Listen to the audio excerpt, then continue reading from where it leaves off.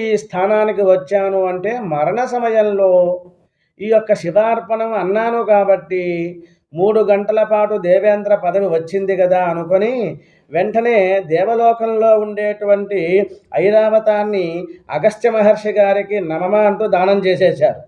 విశ్వామిత్రుల వారికి ఉచ్చైశ్రమం ఇచ్చేశారు. వశిష్ఠులకి కామధేనువు దానం చేశారు. గాలవమునికి చింతామణి ఇచ్చేశారు. కౌండిన్యులకి కల్పవృక్షం ఇచ్చేశారు నమమ నమమ అంటూ. ఆ విధంగా 3 గంటలలో ఒక అరగంటలోనే ఇవన్నీ దానం చేశాడు.